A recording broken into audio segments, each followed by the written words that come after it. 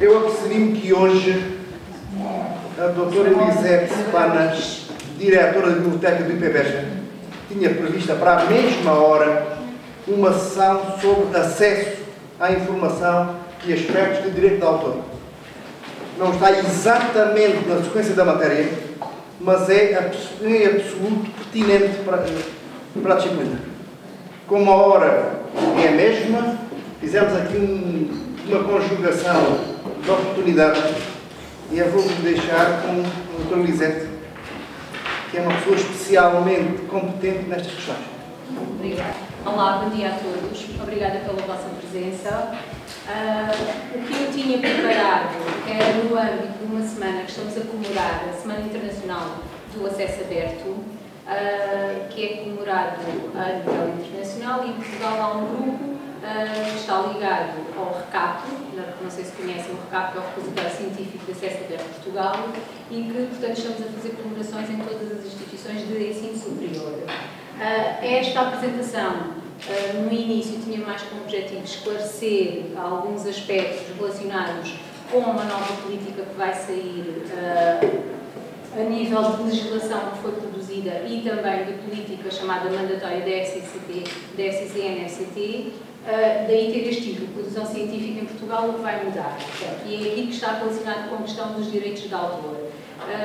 Pronto, eu agora vou direcionar isto mais para vocês e para os vossos interesses, portanto eu vou falando, à medida que eu vou falando e que vos vou expondo aquilo que vou apresentar, estão à vontade para me interromper, para colocar dúvidas, para direcionar para uma parte que vos interesse mais, porque eu não vou seguir então exatamente os slides que estão aqui, porque estão mais direcionados então para informação para os docentes.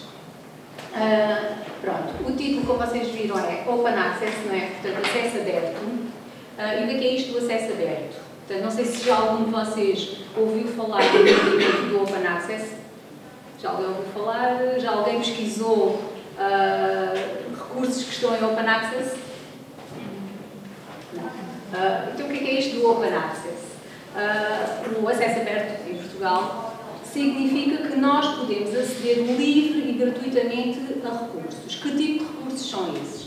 São recursos científicos e pedagógicos e académicos, portanto, com qualidade. Portanto, isso nós chamamos a revisão por pares, sobretudo mais direcionada para a parte das revistas, e, portanto, que é uma parte muito importante dos recursos que vocês têm ao vosso dispor quando fazem as vossas pesquisas de informação. Portanto, vocês, quando fazem uma pesquisa, qual é o primeiro local onde se dirigem para fazer pesquisa? Portanto, não estou a falar fisicamente. Portanto, vão fazer pesquisa e pesquisam onde? Na net, no Google, certo? Pronto. Só que é assim, há motores de busca que vocês têm mais indicados que eliminam muito do ruído e que direcionam-nos logo para os chamados recursos de caráter científico e académico. Existem ou através de portais de pesquisa alternativos ao Google, o mais conhecido, o Google Scholar, portanto esse penso que pelo menos já todos ouviram falar, ou pelo menos grande parte já certamente ouviram falar do Google Scholar, e depois existem alguns portais, como por exemplo o Scios, que é alternativo ao Google e que só pesquisa em informação científica e académica. Depois há também alguns sítios web, que é o caso do RECAP, que eu posso mostrar aqui.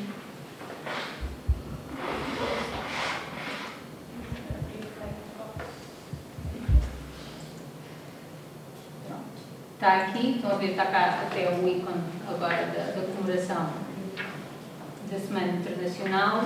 E o RECAP é o quê? É o tal Repositório Científico de Acesso Aberto de Portugal.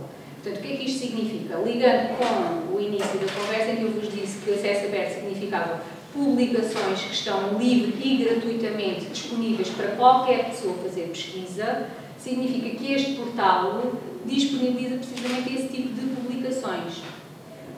Agora, é assim, quem é que publica aqui e que tipo de publicações nos podem aparecer neste portal? Eu vou fazer uma pesquisa só para, portanto, não sei se quer exatamente o que é que vai aparecer, mas só para depois podermos ver.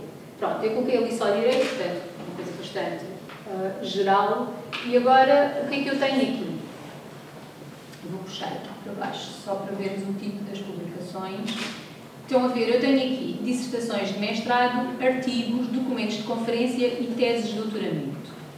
Pronto. Então isto significa o quê? Significa que quem produziu este tipo de documentos os colocou e os disponibilizou livremente neste portal.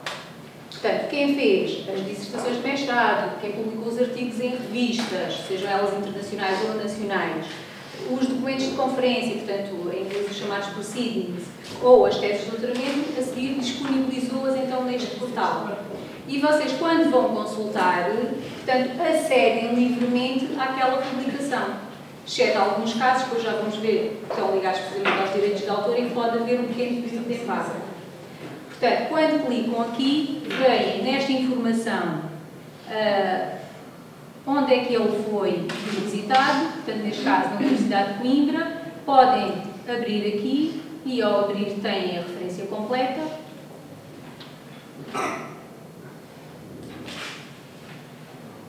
E depois, em baixo, tem o fecheiro PDF.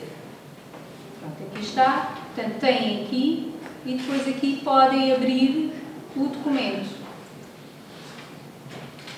Pronto, e têm acesso ao documento. Pronto, e por isso é que o RCAP é também um dos recursos que nós indicamos na página da biblioteca. Portanto, na página da biblioteca, quando vocês vão à página da biblioteca, no menu lateral esquerdo, há uma parte que diz pesquisa. E na pesquisa, o primeiro recurso que aparece é o catálogo da biblioteca, portanto, documentos que estão disponíveis na biblioteca, mas depois tem outros recursos complementares. Pronto, e este aparece lá também, que é o RCAP. Depois existem outros, que poderemos falar um pouco mais à frente, mas este é um deles em que está aqui o texto completo. Agora, claro, é assim, tudo isto, há direitos de autor, não é? Portanto, isto não está aqui agora para nós copiarmos e colarmos e cortarmos e fazermos os nossos trabalhos. Portanto, há direitos de autor relacionados com estes documentos que estão aqui depositados nos repositórios institucionais. Agora, como é que se processa, o que é que está por trás em termos de enquadramento legislativo e não só, em termos também das chamadas políticas mandatórias que são emanadas pelos próprios países relacionadas com o depósito destes documentos. Há dois documentos muito importantes. Há um, que eu vos disse então que estava relacionado com aquele tipo do novo enquadramento, em que foi o novo decreto-lei que saiu, que é o 115/2013, em que obriga todos os autores das teses de mestrado, portanto, dissertações, que nós chamamos as dissertações de mestrado, e as teses de doutoramento, e também as outras provas que conduzem a graus de doutoramento ou pós-doutoramento, têm que ser entregues em versão digital, portanto, explícita mesmo que é em versão digital, já não é papel, em versão digital, tem de ser depositada num destes repositórios institucionais, que depois vai aparecer aqui neste portal do RCAP. Isto significa o quê? Pronto, significa, e isso está também explícito depois nesse decreto-lei, que é o enquadramento jurídico das instituições de ensino superior, portanto, aqui estamos a falar do artigo 50º, é esse que obriga ao depósito em versão digital, obriga que as instituições, por exemplo, no caso do Instituto Politécnico de Beja, têm que ser aderente desta rede, que é a rede RCAP, que neste momento já são, o Instituto já participa e já tem um repositório institucional, apesar de ainda não estar aberto ao público, porque ainda estamos a terminar alguns aspectos, obriga que nós, portanto, no caso, imaginem, portanto, quando vocês forem alunos de segundo ciclo e fizerem a vossa dissertação de mestrado, portanto, também para ficarem já conscientes depois da própria repercussão que tem a elaboração e disponibilização da dissertação, significa que ela vai ser inserida depois nestes repositórios e passa a estar disponível livremente. Agora, ao ser inserida, isso significa o quê? Quando vocês entregam, há uma licença, que é a chamada licença de não exclusividade. Ou seja, não se trata aqui dos autores perderem direitos de autor e de copyright sobre o seu trabalho intelectual. Não é nada disso. Muito pelo contrário. Portanto, o que significa é que estamos a tentar, e é isso que faz o movimento do livre acesso, está-se a tentar que aqueles direitos que eram disponibilizados a terceiros na totalidade, que era o quê? Quando se publicava nas revistas, o autor normalmente cedia, portanto, totalmente os direitos da sua publicação às revistas internacionais. Neste momento, não. O que acontece é que é assim, ele entrega o artigo, por exemplo, num repositório, há uma licença de não exclusividade, mas ele continua a ser o dono do seu trabalho. Portanto, se o quiser depois colocar também em revistas, também o pode colocar em revistas. Para perceberem, portanto, porque é que surge este movimento do acesso aberto. Isto surge sobretudo como uma resposta ao poder que as editoras também têm concentrado cada vez mais e, sobretudo, aos custos que estão relacionados com a aquisição das revistas internacionais. Portanto, quando estamos a falar nas revistas, por exemplo, que surgem na Bion, aquelas revistas que vocês consultam que são internacionais e que estão disponíveis na Bion, na Biblioteca de Conhecimento Online, estamos a falar de valores muito, muito elevados. Portanto, estamos a falar de milhares de euros. E o que significa é que o autor que produz o artigo investigou, fez o artigo, colocou-o na revista, mas ao colocá-lo na revista não está a ter qualquer tipo de ganho sobre aquele trabalho que fez. Em geral é pago. Não é pago. E é pago. Paga para publicar. Sim, paga muitas vezes para publicar. publicar. São um grande negócio sim. Para as editoras, porque não têm responsabilidade na produção dos conteúdos, mas uma parte dos financiamentos que as entidades de ensino superior de investigação têm vão depois para assinar revistas e para publicar os próprios artigos nas revistas. Exatamente.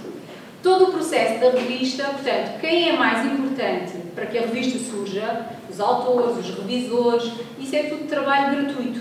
Portanto, em que as editoras e as revistas não pagam esse trabalho. E depois, as instituições, os autores muitas vezes pagam e as instituições pagam para aceder também àquela publicação. Portanto, o processo está um pouco, de facto, invertido. Sobretudo se tivermos em conta, muitas vezes, o autor teve financiamento ou da instituição ou de entidades como, por exemplo, em Portugal, a FCCN, FCT, a FCCN agora desapareceu, assim dizer, a FCT absorveu a FCCN, e, portanto, há financiamentos ou a nível da União Europeia e depois deparamos com este problema que é não se pode aceder, de facto, àquela publicação e a instituição tem de pagar muito bem para aceder àquela publicação. Portanto, isto começou depois com a questão da internet, começou-se a ultrapassar e, como vocês sabem, quer dizer, o fenómeno da internet, sobretudo a grande diferença e o que trouxe, foi que qualquer um de nós hoje pode produzir e pode disponibilizar. Pronto, a questão depois da qualidade já é outro pormenor. Mas todos nós podemos produzir informação e disponibilizá-la. Ora, o que é que começou a acontecer? Começou a acontecer que alguns autores passaram a disponibilizar aquilo que chamaram os pré-prints. Ou seja, disponibilizaram a versão, por exemplo, do artigo, ainda antes de ir para a revista e de ser submetido ao chamado processo de revisão. E disponibilizaram-no gratuitamente online. Portanto, havia inclusive portais que se chamavam os portais dos pré-prints para disponibilizarem essa informação online. E, portanto, tudo isto foi avançando, foi tomando forma e os próprios governos e instituições financiadoras começaram a perceber-se que, de facto, tudo isto que estava a acontecer não fazia sentido e, portanto, começaram a aproveitar, digamos assim, este caminho que já estava a ser traçado por alguns autores e incorporaram isto. Pronto, e agora, como é que incorporaram isto? Começaram a sair diretrizes a nível internacional com as tais políticas mandatórias, o que nós chamamos das políticas mandatórias. E, portanto, agora as posturas não são exatamente iguais em todos os países, mas, por exemplo, a nível da União Europeia, Conselho Europeu, saiu uma diretiva em que, por exemplo, no último, portanto, sétimo quadro Programa Europeu, em que tudo o que fosse total ou parcialmente financiado no âmbito desses projetos do sétimo quadro tinha de ser obrigatoriamente disponibilizado em livre acesso. Portanto, eles obrigam mesmo a que, se há um artigo, se há uma tese em que resulta de financiamento, seja ele parcial ou total, ainda mais, de sétimo programa quadro, tem de ser obrigatoriamente disponibilizado em acesso livre, independentemente depois do que as editoras fazem com os contratos de assinatura. Depois já vamos ver como é que essa parte ficou resolvida. E, portanto, no enquadramento dessa diretiva surgiu, e vocês têm também disponível e podem consultar um outro site, que é o projeto OpenAir. Se eu não estou em erro, o site é este. E neste site vocês podem ver... Exato, neste site vocês podem ver... tem informação geral sobre o acesso aberto na União Europeia, tem as tais políticas e os mandatos que eu falei aqui, portanto, dos vários países. Cá está, acesso aberto no 7º Programa 4, portanto, as publicações que resultarem daqui estão em acesso livre.